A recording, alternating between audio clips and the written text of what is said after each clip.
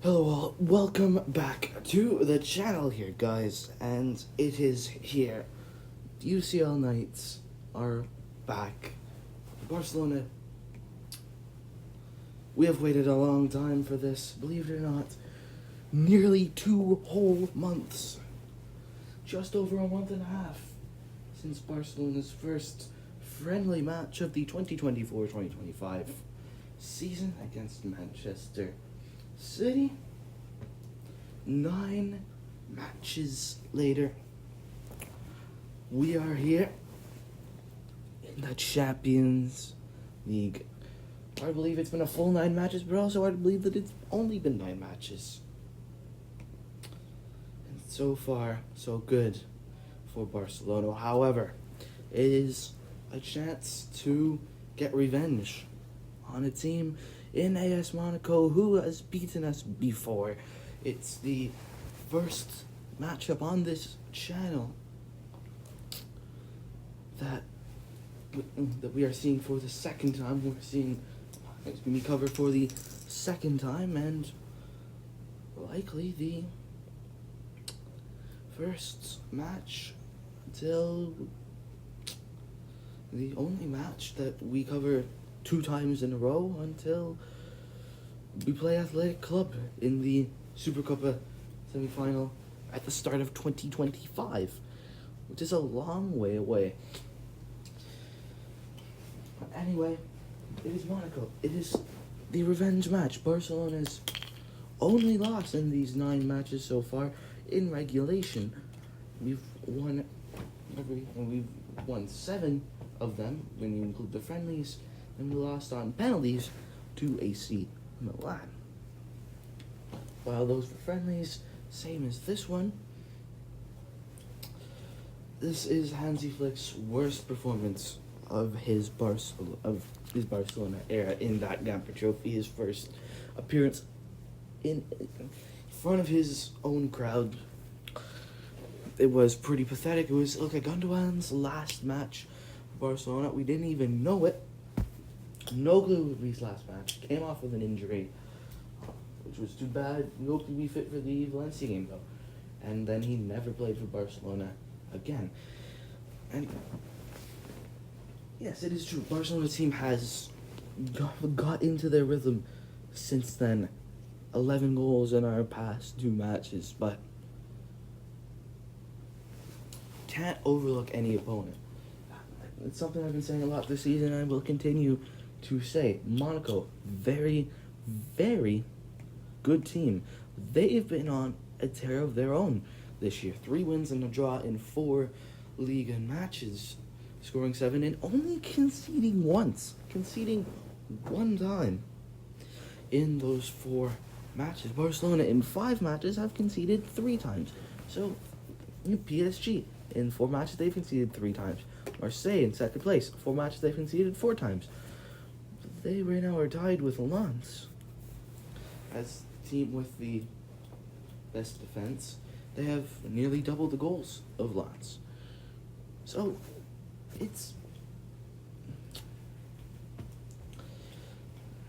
Monaco is no slouch. They are no easy team. And for Barcelona now, without Dani Olmo for the rest of this stage of the season before the October international break, that's 6 games that he's going to be missing.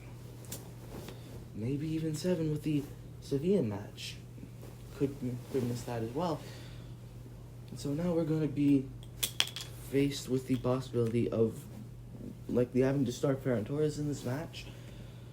And I'm just begging right now we can see Ansu Fati have some sort of resurgence. May not see it against Monaco, may take him a game to get settled back in, but we have to see an Ansu Fati resurgence. Because if we don't, then Barcelona have one poor attacker. Let's say poor attacker all the time that Daniel was injured, which probably will be a decent chunk of the season. Injuries were always going to be a problem with him, and that's another discussion. That just bummed me out, that Olmo injury. But we still have a set of very, very good guys. Lewandowski, Rafinha, Yamal. They should all be at their peak today. Of course, there's a siren outside of when I'm recording. The first siren I hear the entire time I'm in Orlando, and it's when I'm recording. Anyway, yeah, let's go into the lineups. It's taken way too long. Let me go into the lineups. Start with Monaco. So they're the home. So they will be the home team. Start. March Con in goal. Back four of Henrique, Salsu, Singo, and Fanderson. Lamin Kamara and Dennis Zakaria is defensive midfielder. Elias Ben Sagir, Alexander Golovin, Akil Akliouche as the attacking midfielders, with Fowler and Balogun up front, potentially to replace Brel and Bolo. It's a toss-up between the two. I think they might want to switch it up, play Balogun up top instead of Mbolo, but there's a very good chance that they do play Mbolo. Meanwhile, with Barca, very similar to the lineup that we have seen all season, this best Barca team when fit. Marc-Andre ter Stegen, Alejandro Balde, Inigo Martinez, Poki Barsi, Jules Koundé in defense. And while it's held up pretty well so far, I still don't trust Inigo Martinez and Poki Barsi as a backline, especially as it's looking like we may not see either of Christensen or Araujo until New Year's. That means half the season we are going to have to play these two in defense. Inigo Martinez, Poki Barsi. If Barcelona can keep up a good level of defense while we are seeing the two play, then it would be incredible. It would be absolutely insane. But I mean, Barcelona's failure to sign a right back this year could cost them dearly, and it's not like we could sign a right back in January to fix all of that, because Barca's just not. We're going to be seeing Christensen and Araujo back by then, and Koundé back too, I'd be more comfortable with. I'd be very comfortable with a Koundé Kubarsi back too. But Inigo Martinez being our starting center back for so long, that's just throwing me a little bit. And it's just so good that we have actually signed him and we don't have to sign a guy like Sergio Dominguez. But Martinez just isn't at that level yet where he can play those big European nights week in, week out. We're going to have to play Martinez and Kubarsi European night against Harry Kane. We're going to have to play them a game against that Real Madrid super team in the same week as we play Harry Kane. That whole thing there is going to be, that whole little thing there is going to be a really, really big test. And Martinez just isn't at that level yet. Or not just, I shouldn't say yet, because he's not going to get that level if he's there already. That elite European defender, that he's just perfect. He's going to make mistakes. You saw that potential penalty given away against Girona. That was really close. That was uncomfortable. That was very uncomfortable. And then you have Kubarsi, he's 17. Of course he's going to make mistakes. He could get to that level. Araujo, and beyond Araujo, he could be a Piqué or a Puyol type defender, a Marquez, someone like that. But he isn't right now, and that's very important for this current moment in time for Barcelona. Kubarsi's 17. He needs that experience to progress and to not make those mistakes anymore, and he is getting that experience now. But he's still going to make those mistakes. It is a growing phase for him. He's been thrown straight into the deep end. It would be ideal if we had that back two of Christensen and Araujo, and we could throw in Kubarsi for some experience, half an hour at the end of every game, occasional start against easier La Liga opponents. But that's not what's happening. He is starting and finishing every 90 minutes. It is crucial that neither of them get injured either.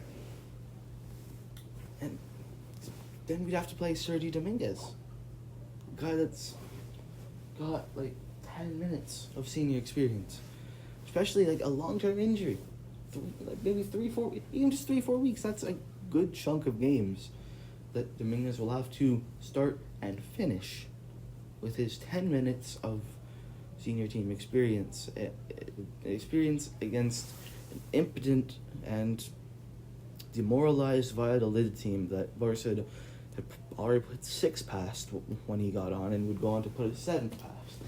That is all of his experience, and a couple of minutes and a little bit here and there in friendlies, which are friendlies. Anyway, that's that ran over. That's my biggest concern right now with Barcelona. Then you have Balde, left back. Really important that he doesn't get injured either, because then we have nobody. We don't have Alex Valle is out on loan.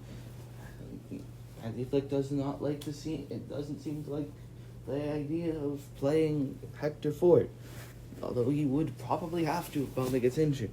He's just come back from a massive hamstring injury. He's missed 5 months, and now he is playing every single minute of every single game. So if he's injured, it's Gerard Martin, who has not really seemed like anything special in his first few Barca games. Defense midfield pairing, Pedri and Casado, which has the most, I think, light, is the brightest position for Barcelona, because we are only going to get deeper there as it goes on. We aren't there yet. Pedri and Casado have to hold out still, but we are going to get Frankie back soon. We're going to get De Jong. We're going to get Gavi back soon. So our defensive midfield position is going to get more depth, but still for now, Pedri and Casado have to stay fit. Have the attacking midfield 3, Ferran, Rafinha, Yamal. A guy like Ferran gets injured, you can just replace him with Fati, Pau Victor, but Rafinha, Yamal, and then Lewandowski up front. Those are the 3 that are driving Barcelona forward offensively, and Daniel Mo, but he's injured now. And I mean that was quite a rant there. It's quite a rant from Barcelona's potential lineup against Monaco to Barcelona being physically unable to get injuries. Oh, more injuries. They cannot, or else their season is ruined. And I didn't even mention Ter Stegen. Like, he gets another big injury like he did last season. We're cooked. We have to play Iñaki freaking Peña in net for another few months. I can't do that again. I don't know why we didn't sign a proper backup this summer.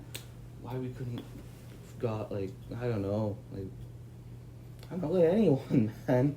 Get